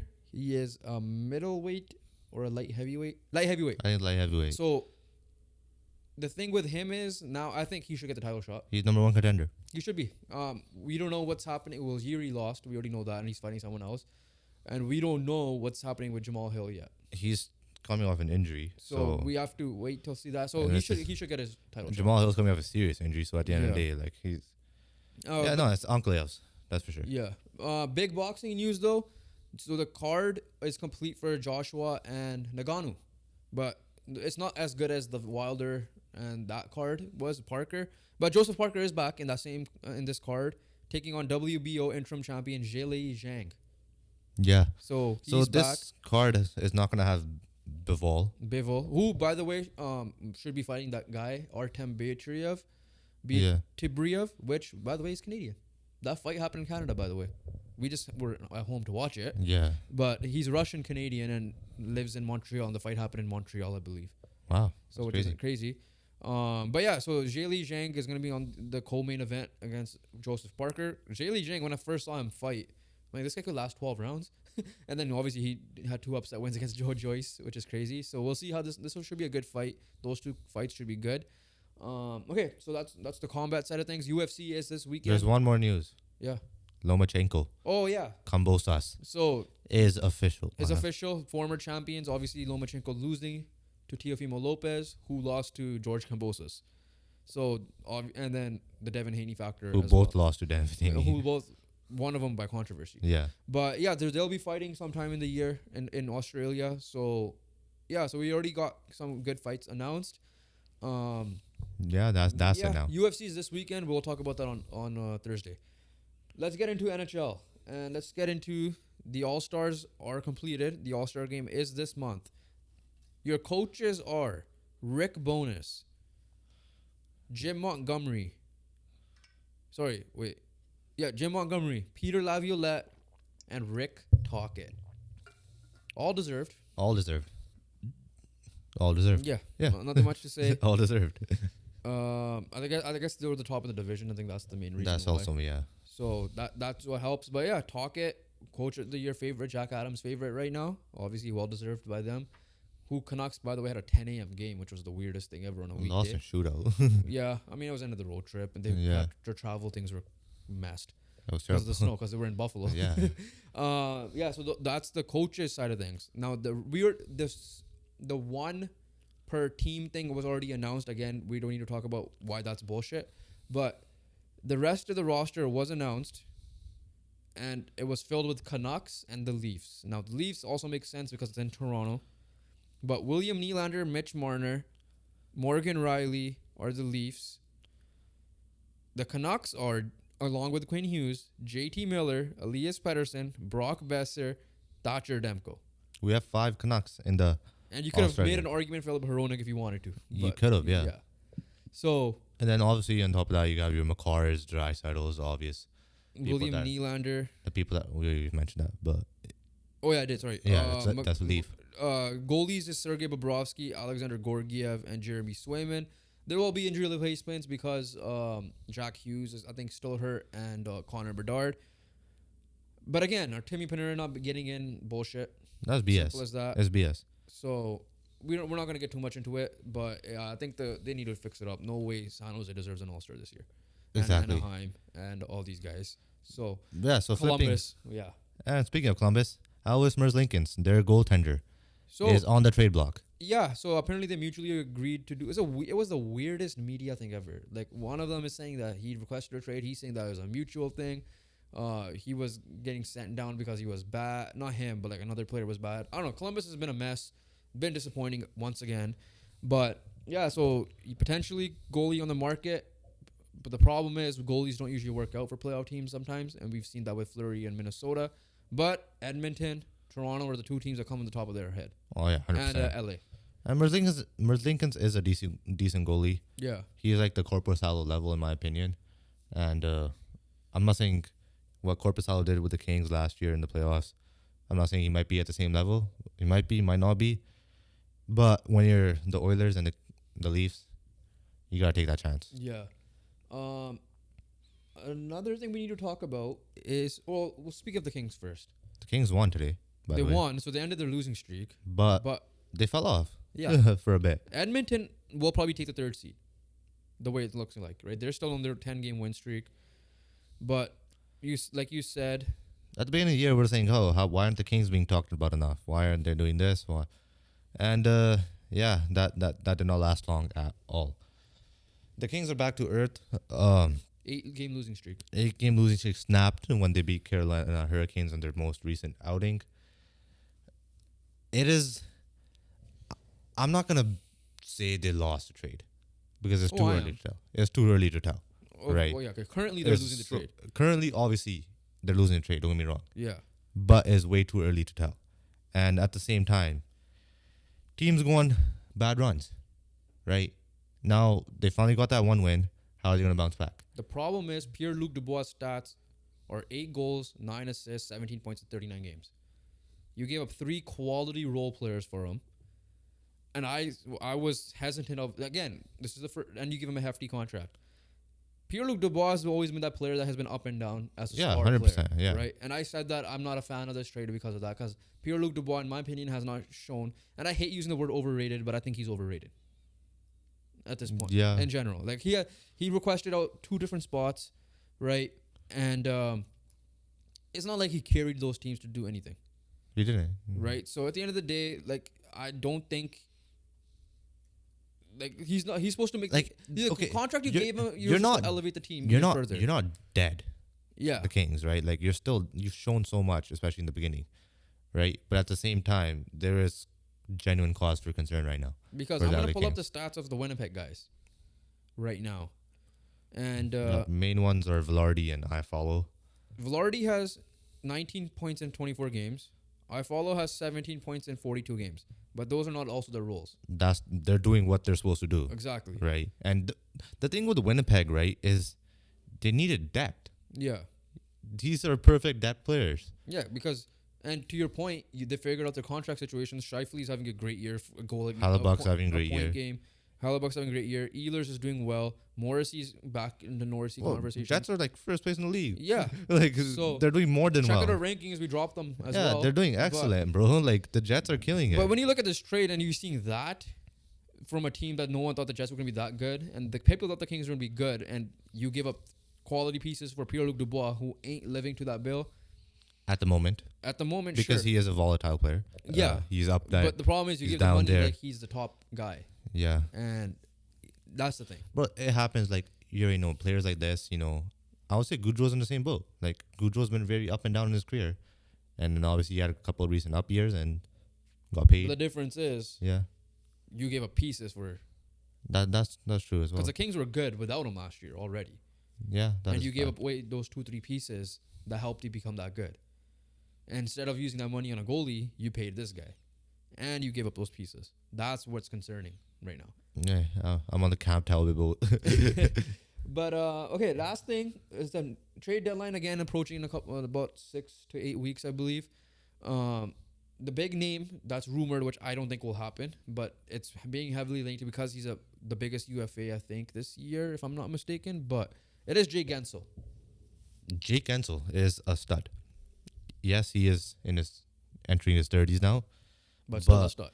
He is still a stud. One of the reasons why Pittsburgh won the cup that year, the second one. For sure. And Gensel, obviously, with being on a Pittsburgh team this year that's looking to make the playoffs, it is going to be tough. Leading points. It is going to be tough to say, like, is he going to be on a trade block? Like, are Pittsburgh going to get rid of him? We have no official idea of that. But at the same time, the way that Pittsburgh have been playing, there is a possibility that Gensel could be your number one trade target. Yeah, number one on the Pittsburgh's trade board. been killing it, but the problem is now Pittsburgh's been killing it to be exact, because they were struggling at the beginning, and now they're they have games in hand and they're like 1 point out of a wild card spot from the division. They're still they're like 5 points out or whatever it is. The problem with Pittsburgh is you're old, like you said. So what do you have anything to lose? You have Crosby, you have Malkin, you have Letang, you added Erik Karlsson. I know it's going to be tough to pay this guy next year because of all those contracts, and you have Crosby due again. But if you're going to trade Crosby's line mate in the middle of the year, what does a message say to Crosby? Because the reason why you made the Erik Karlsson trade is to go for a cup run this year. And you also paid Tristan Jarry. Yeah, that's true. Gensel will be tough to repay. Yeah, there's no point. If I'm looking at Pittsburgh perspective, there's no point, right? Like, especially that you made all these moves. It's not even that you're there. I'm just saying Yeah. you just made all these moves to compete, and that's what you're supposed to do. That's your aim for this year. So might as well, try to reach your target, reach your goals. The problem though is the problem. The team that is linked is the Vancouver Canucks because of the ties with Pittsburgh. Oh yeah, we already know that. And listen, we don't know what's happening with Elias Pettersson. If it means that we have to outside of Lekkerimäki and Willander, if it means we have to trade one of our top AHL guys, except for our street Baines. Yeah, I mean, yeah. Yeah. Who's an all-star, by the way, in the AHL. But yeah, that one's just more biased though. But if we have to throw him in, we have to throw him in. But in general, like if it's like Atu Ratu pick packaged with like Kuzmenko, Höglander, I'm fine with it, because you have to show that you team could potentially win it this year. Hey man, how good it is. Like, this road trip was insane. It was an insane road trip. It was crazy. Like, you start off with a loss against the Blues, and then after that you're like, I don't know. Put the lotto line together. I don't know how to lose. You put the lotto line together and you went nuts, and the depth pieces helped. So 5-game win streak, 6-game point streak. But you still need the depth there. That's why Gensel makes a lot of sense. It depends on the price of the rental. That's all I gotta say for that, because I don't think we're gonna be able to pay him, obviously. But if it means we get a cup, who cares, right? Mr. Kawhi Leonard wearing the shirt. I don't give a shit. If we win the cup, I don't care what you guys do. But, I think the Canucks should make moves there. Obviously, other teams that need scoring.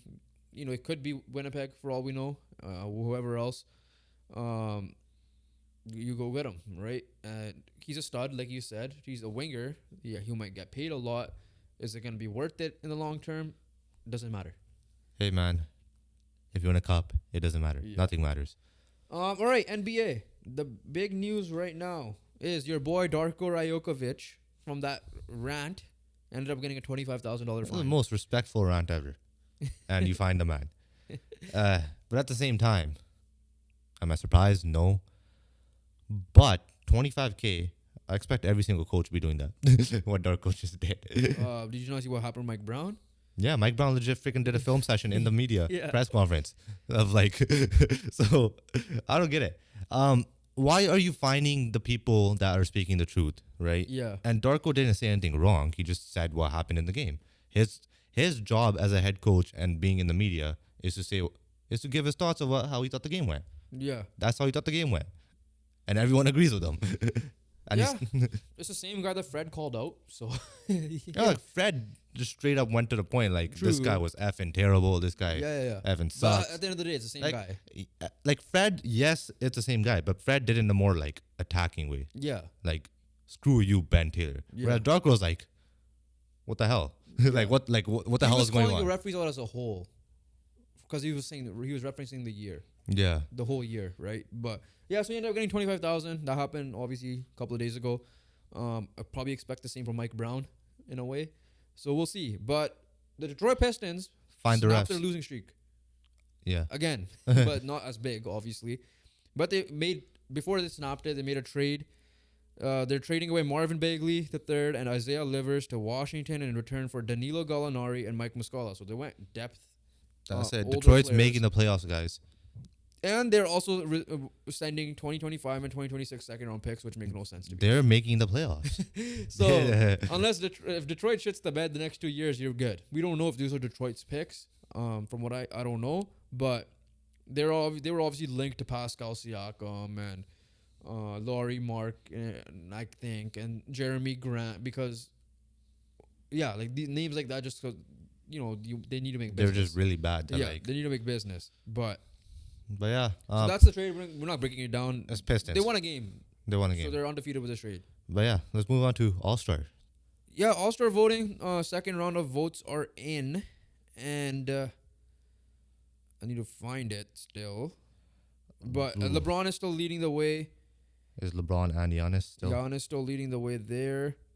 Just quickly try to find. Oh, I don't know. I didn't save this one. Okay, we'll come back to that. But I do want to talk about... so the in-season tournament, while you look for that... Yeah. Is they're bringing it back, but there will be tweaks. I don't know what the tweaks are, though. Yeah. Well, at the end of the day, I'm not against that at all. It worked out to an extent at the end of the day, right? Like, games work. There's some games that were more competitive. I found it. Yeah, so that's their in-season tournament talk. Yeah, so it's gonna be back next year. It might be a curse because the Lakers are shit ever since, but we did beat OKC though, which is good. But LeBron and Giannis are leading the ways. But in the second returns, it's LeBron, Jokic, Durant, top three. The surprise there, not really though, but I think it's deserved, is Alperen Sengun. He's getting the votes, which I'm happy to see. Yeah, he may not be a starter out of it, but that's a good case for an all-star nod. From the guard side, Luka and Steph are still leading it. Again, Canadians, get Shea elevated, please. Shea should get in. But no surprise there. John Morant will obviously fall out again. He's not. Because he's out. By the way, that Grizzlies team is decimated with injuries again. They're done. Desmond Bain, Marcus Smart. They're done. They're done. East side, it is... Giannis. Yeah, I mean... It's the same, right? It's the same. Nothing crazy here.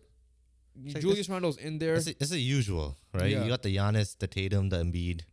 And then... What else? Halliburton, Trae Young's second. So he's jumped. But obviously, we don't know if he'll get in. Because Dame's right on his ass. Halliburton's also injured, so that's opening up that spot as Maxey, Derek White, Jalen Brunson, LaMelo Ball. LaMelo Ball's in there. LaMelo Ball. Respect. Okay, so those are the votings. I think I don't know how long they're still. The starters will be unveiled on the 25th, and the reserves will be selected by NBA head coaches on February 1st. Indy hosts the All-Star this year. Okay, and the last thing I want to talk about is one team, in specific. It's the Golden State Warriors, for a couple of reasons. Number one, Draymond Green's back. He played today. But they ended up losing to those Grizzlies. Jeez. So that's... What the hell? Crazy. But no, the Warriors are in a lot of talk here. And the reason is because they're out of a play-in spot right now, them and the Lakers. I do anticipate both them and the Lakers get in over Houston and Utah, who, by the way, Utah have been killing it. They've been on a heater, They've been on a heater. But like last year, I feel like they'll fall off eventually. But... here's my thing with the Warriors before I talk about the rumors from Shams. You have Steph Curry, who's still killing it. Yeah. Yes, he's been awful from shooting from time to time this year because he's had 2 games with 0 3-pointers, which we haven't seen Steph Curry do even once in a year. It's wild. So that outside of that, but the team is completely underperforming. I'm not saying you fire Steve Kerr because that's not a coach you fire necessarily. You might have to do the whole mutual route if you need to. Problem is, you can't take away this window. You already messed up by not trading those picks away. Like, remember how I said with OKC needs to make those picks away? Yeah. And use this window with Shea and all these guys and kill it?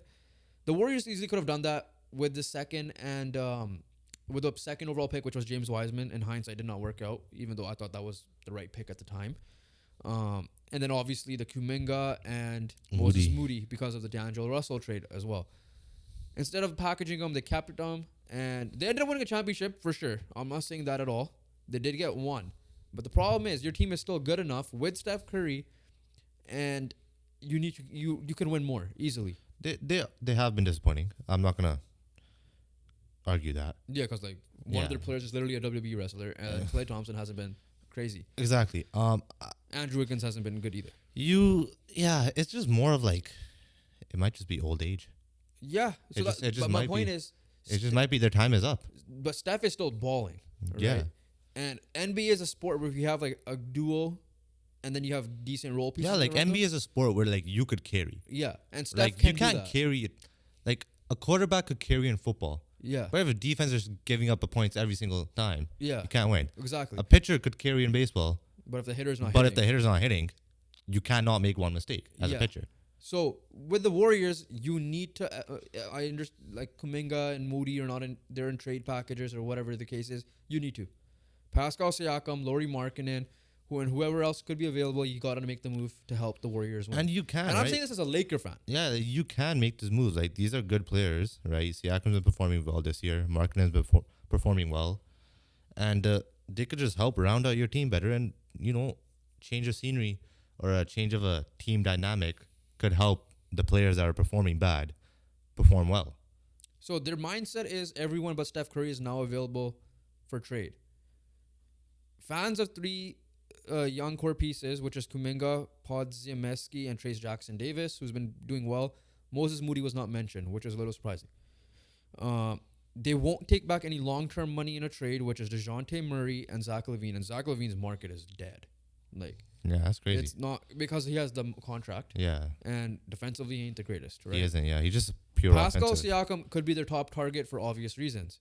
And then there's no sign of a new deal coming for Steve Kerr right now, who's in the final year of his deal. Hey, man. So, which means he's not getting fired. We are seeing eras end. We've seen his Nick Saban era end. We're seeing a Belichick era end.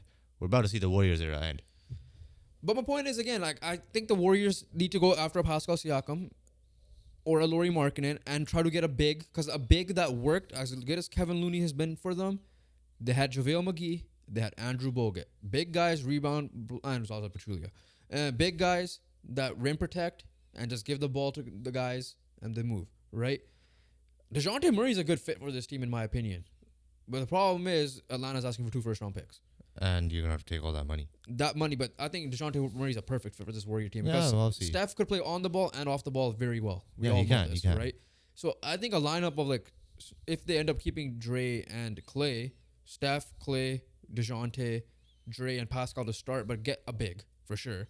So you can make adjustments, especially teams like Minnesota, teams like LA, and both LA teams, etc. Right? Then this team is back to business. But they need to make moves. Because you can't waste a Steph Curry window. Because eventually Steph Curry could be just a shooter. But right now, he ain't just a shooter. I know, Steph is still Steph. He's still the superstar. Steph, yeah, right. Right? But like you said, old age could come in and could dwindle on his knees and injuries could start happening. And he just might have to be, like his brother, a spot-up shooter. Right? Right now, that ain't the case. Take maximum... this is your last chance, right? Do what the Penguins did. Yeah. Right? Try to... You've won the championship once. You clearly could do it again. You can. And the West is wide open in a sense if you become competitive. And honestly, this is your last window of opportunity with these guys. So, yeah, that's my just mini rant / Warriors. Warriors. Unfortunately, you are the Patriots, and your time is coming to an end. So you're saying they're not going to make any moves? No, I'm saying if they do, I'm saying that's the reason why they should as well. Yeah. I agree with you. Okay, so we'll cap it there. Big episode, a lot of stuff to talk about. Obviously, a reminder: next episode will also be coming out on Tuesday. The next one week after. episode. Yeah, will be coming out on Tuesday because of I think the schedule is out for this divisional round. Right, it's a divisional round. Yeah, it is. And it's on a Sunday afternoon, which means we're not gonna be able to record after because we have our own soccer game, and you have your 2 games that day. But honestly, I might miss that game to watch the Bills and Chiefs. But I want to watch that game. As always, make sure you guys like, comment, and subscribe. We appreciate everybody for watching. Thank you for the support. Recently, we jumped up to 321 subscribers. We're almost there of becoming a YouTube partner. We're getting there slowly, and it all thanks to you guys. Make sure you guys check out the Jasmine podcast. It was really fun to film. She's a cool person. Check out her work. Check out what she kind of women's soccer team. Just check them out. Yeah. Simple as that. Make sure shout out to Peter Galindo once again. Congratulations. Shout out to Greg Wyshynski. He had a daughter. Yeah. So shout out to him. Shout out to all our guests. So shout out to our guests that we've had. We appreciate all you guys. Make sure you guys like, comment, and subscribe. Follow all our socials, link down below. Download the podcast on audio platforms. Rate and review it. And other than that, we'll catch you guys in the next one. Peace.